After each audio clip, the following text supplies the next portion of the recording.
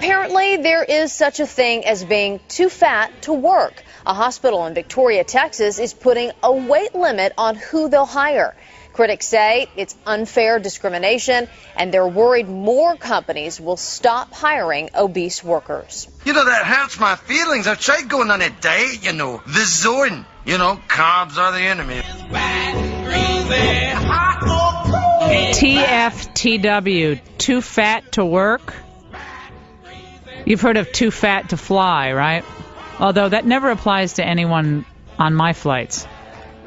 Too fat to fly. You know, it's always distressing when you can't put down the armrest, or you forget to, and then half of your seat is taken up, God bless them, by the person sitting next to you, and it's just that person has to buy two seats, right? And you're upset, and it's encroaching into your personal space, but that's just the way it is. But everyone's supposed to say, wow, too fat to fly. You have to put your luggage in that little, if your luggage is bigger than this space, then it can't be carried on the plane. But was that Saturday Night Live that they have to have one of those boxes for the people who get on the planes? So if you're bigger than this box, you can't get on the plane. But look, America is bigger than ever. I mean, that's just a fact. And the average American is now about 24.5 pounds overweight. Childhood obesity is skyrocketing. Let's move is a nice lingo, but it seems to be let's eat. That's the national motto now. Let's eat often and what we darn feel like eating, and you know that's part of the choice that we all exercise on a daily basis. But there's a big cost, no doubt about it, to the U.S. medical system. And one of the more recent studies on this said it was about $155 billion per year in direct medical costs. About 12% of all medical spending is related to obesity, heart disease, diabetes, enlarged hearts, joint injuries, arthritis. The list goes on and on and on. And now a new study about obese mothers who are pregnant, that I think your children have a greater incidence of all sorts of diseases, including perhaps a link to autism. So this is all in the way of setting the table on this issue, because a new case arising in Texas, and you heard it, the Citizens Medical Center in Victoria, Texas, instituted this policy requiring employees to have a body mass index of less than 35. The body of every employee should fit with a representational image or specific mental projection of the job of a healthcare professional. So before being hired, applicants are screened to assess their fitness and BMI. The policy requires anyone standing 5 foot 5 inches not to weigh over 210 pounds, and anyone 5'10" not to weigh over 245 pounds. Well, wait a second. 5'5" and 210? This is some onerous burden? This is discrimination? Okay, I'm 5'6", and I'm about 120 pounds. It's like, Laura, TMI about your own BMI or your own weight. But I'm about 120 pounds. I have a lot of muscle mass. Chad's looking at me going, you can't weigh 120. I do. It's my muscle, Chad. All those one-arm push-ups I do. So 210 pounds at 5'5", that's a lot. No muffin tops. Oh my goodness! That I thought when you guys told me about this story, I thought it was going to be something ridiculous, like you can't be any more than 150 pounds at 5'5". 210 pounds? It's not exactly, you're not exactly Miss Universe with the 210 pounds at 5'5". But nevertheless, there is controversy. Does this amount to workplace discrimination based on BMI? Joining us now is David Scher. He's a lawyer with the Employment Group. And I think, David, is it correct to say that you would relish representing some of the people who have been turned away from the Citizens Medical Center in Victoria, Texas? Hello, Laura. How are you today? Great. How are you? I'm fabulous. First of all, let me say I heard your comments, and what you said is exactly why I sit on the aisle seat whenever possible when I'm on an airplane. To be honest with you, and you know, I agree with a lot of what you said, and in fact, I'm personally very committed to the health and well-being of society, and it's of great concern. That said, the hospital's conduct here is quite problematic. Discrimination in the employment context, it is illegal in Washington, D.C. to discriminate against anyone based on any type of personal appearance, including weight. In Texas, it's not technically illegal, but the hospital has several problems. First of all, as you probably know, in Texas and in many lower-income areas, poverty and therefore resulting obesity is a significant problem. And one of the effects of what the hospital is doing here is effectively discriminating against individuals who are in minority classes as a result. The other problem is the hospital's policy is quite bizarre.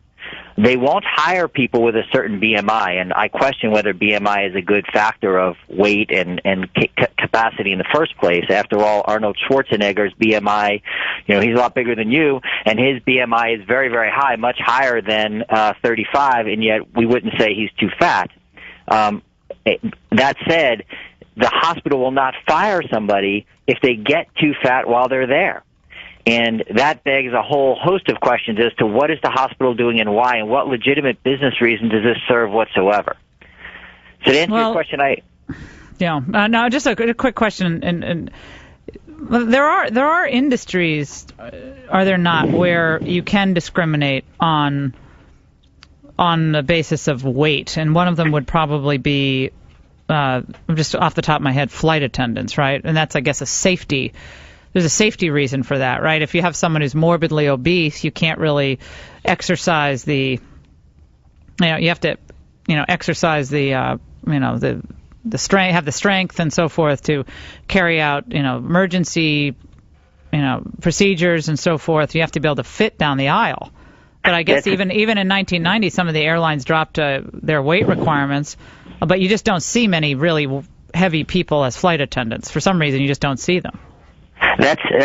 Your point is right on, exactly the point. In fact, the question is whether a weight requirement is serving an essential business function. Even in Washington, D.C., you could discriminate on the basis of weight if it serves some legitimate business purpose. And there are really two great examples. One is airlines, and this issue is litigated extensively. Yeah. And yes, the primary reason is safety, although right now the airline industry is reconsidering the weight restriction. Yeah. Do we need to have a lower weight restriction to reduce fuel costs? And, of course, that's going to create a lot of hostility. We'll see where that goes. And another arena is the media. For example, 2.5 Men, that TV show, you have Ashton Kutcher and Charlie Sheen on there, and they're slender and they're good-looking, and, of course, you can require them to look a certain way to appear as, hot studs on a TV show. Right. But I don't know whether I'd want Charlie Sheen being my nurse in a Texas hospital. Oh, my God, this is funny. Well, all I'm saying is that there does seem to be for this hospital, I think you could make the case that maybe you could say, look, it's very competitive in the healthcare industry. Texas has a huge and burgeoning healthcare industry, and the hospitals in Texas are among the best in the United States. So you have to compete for customers. You have to compete for patients. And if you're a patient, let's say in the cardiac unit of a particular hospital, and you have to work in therapy with various, physical therapists and so forth afterward.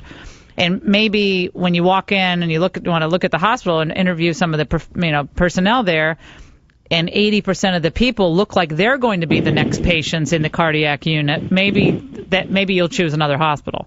So you know what I'm saying? So maybe that's part of the thinking. I think that might be part of the thinking, and that would make sense if it was applied in a logical fashion. But the problem is many of the nurses there, many of the staff there are grossly overweight, and nothing is done about that.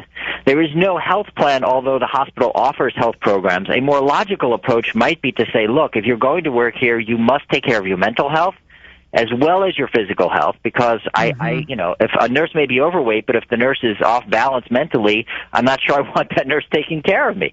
So, yes, certainly saying we want people with a certain appearance here makes sense, but then have a mandatory program of health instituted at the hospital that would allow for both prospective and existing employees to face the same requirements. And given that that's not the case, I'm mystified as to what the hospital is doing. I just go back to the numbers. I mean, 5'5" and not to weigh over 210 pounds. That's like double me, and I'm about that height. I'm a little taller than 5'5", but that's not a particularly onerous restriction. It doesn't seem to me. I mean, what do you weigh? If you don't mind my asking. You sound thin. I'm happy to tell you, I exercise every day and I eat healthy. I'm 5'8" and 168. I'm a fit individual. I you're thin. I don't know what my BMI is, but I'm pretty sure it's within range. Yeah, TMI, BMI. And you would you like to? You're a trial attorney, so you said you cared about mankind and peace, justice, and the American way, and all that in the beginning. But you want one of these clients, wouldn't that be a great case? I mean, representing one of these individuals who was denied employment based on BMI. I mean, that's a case you dream of, right, as a trial attorney? I don't know if I would dream of such a case. I actually think this case would pose significant challenges in the state of Texas because it is not technically illegal on its face. I would be faced with demonstrating that the impact of this policy is discriminatory, and that is to say that it unfairly discriminates against individuals below the poverty line who are more in the minority class in that state. It's going to be a lot of work. Oh, you're really stretching it there. I mean, that is a stretch. You're really drawing the line. That is a confusing tangle you just painted there. Come on. That's right. And on the other hand, if I have this case in Washington, D.C., I'm much happier. It's blatantly illegal in Washington.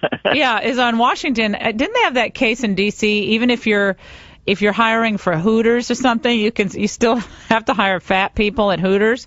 Wasn't there some case about that, or men have to be hired as waiters? It was something like that. It was men at Hooters. I think it was in D.C. or it's like men want to be hired as hot waitresses at Hooters. I mean, at some point this all becomes very unmanageable, I think, and individual employers are going to hire people based on a bunch of different prejudices, probably to do with whether you have a piercing in your tongue, and customers are going to have to see that every time they check out. Or although at Ben and Jerry's, hey David, at Ben and Jerry's, I'd like to try to see if I could get a job at Ben and Jerry's without a tongue ring and without a total body art, because I think just regular people who aren't tatted up and don't have multiple ear spears and ear plates and all that, you can't get hired at Ben and Jerry's. So maybe you could represent me in that. David, we appreciate you having us on. Thanks so much for the perspective. Thank you for the opportunity. All right, we'll take a break on the Laura Ingraham Show.